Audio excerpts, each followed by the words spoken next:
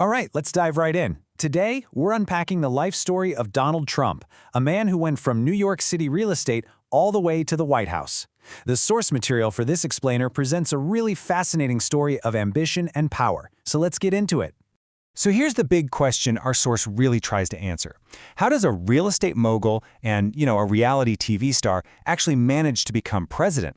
Let's unpack the story it tells, starting right at the very beginning. To really understand his path, you gotta go back. We need to look at where he came from, his family, his early days, and the ambitions that really built the foundation for the man he would become. So let's set the scene. He was born in New York City back in 1946, and he basically grew up in the world of real estate. His father, Fred Trump, was a really successful developer, and you can just imagine how that environment shaped his future. He went on to graduate from the prestigious Wharton School of Finance, which really gave him the business chops to jump into the family business and, well, start his own massive projects. Now, with that education in his back pocket, he didn't just join the family business, he wanted to completely blow it up, in a good way. This next part of his life is where we see him get into super high-profile real estate and then, eventually, into the spotlight on TV. So through the 70s and 80s, he starts making huge moves in Manhattan, building these flashy, luxury projects that literally put his name all over the New York City skyline. By the 90s, this success had turned him into a celebrity businessman. But it was his jump to television in the 2000s that made him a household name, not just in America, but everywhere. And that global fame? It pretty much came from one thing, the reality show The Apprentice. And his catchphrase, "You're fired," just became this huge cultural moment. It helped create this public image of him as a super decisive, no-nonsense kind of leader. And that persona, well, it would become incredibly important down the road. So using this massive public profile he'd built, he decides to make his most ambitious move yet. He's pivoting from the boardroom straight into the political arena.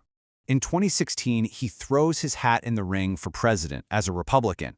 He's facing off against a very experienced politician, Hillary Clinton, in an election that just absolutely captivated and divided the entire country.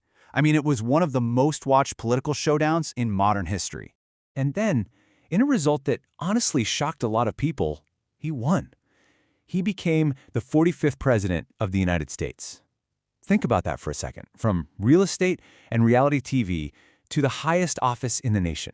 Just an unbelievable transition. Now, our source describes his presidency as being full of controversy, but it also points out his really unique way of communicating, especially how he used social media to talk directly to his supporters, kind of bypassing the traditional news media and just dominating the conversation 24/7. But his first term in office was followed by a pretty big setback. So the next chapter in the story, as told by our source, is all about defeat, and then an attempt at a historic political comeback. Okay, so you see a pretty stark contrast here. In 2020, he runs for re-election, but he loses to his challenger, Joe Biden. Now, for almost any other political figure, that would be the end of the line, right? However, and this is a big however, the source material for this explainer frames this very differently. It doesn't see his 2020 loss as the end of the story. Not at all. It presents it as more of a temporary setback, just setting the stage for what would come next.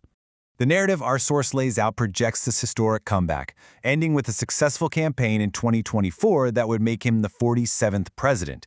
It's really important to stress that this is the conclusion presented by the source, looking ahead from the time it was created. And the source really zeroes in on the historical weight of this. Serving 2 terms that aren't back-to-back is incredibly rare. This comeback, according to the source, would place him in a very, very small group of American presidents. So, moving beyond his public career for a moment, the source also gives us a quick look at his personal life, which, as you know, has often been a big topic of public interest. He's been married 3 times, and is currently married to Melania Trump, who was the First Lady, of course. He has 5 children in total, and his youngest son, Barron, actually grew up right there in the White House during his presidency. So, what's the big takeaway here? What's the main message our source pulls from this entire life story? Well, it presents his journey as a kind of inspirational tale, saying that the key lesson is all about the power of self-confidence, that if you have this unshakable belief in yourself, you can achieve anything. And that brings us to our final thought. The source we've looked at today gives us a really clear narrative of ambition, celebrity, and political comeback, all tied to this idea of self-belief.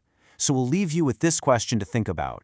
What does this journey from real estate developer to president and the story of his historic comeback, as told by our source, really teach us about the nature of power and politics today?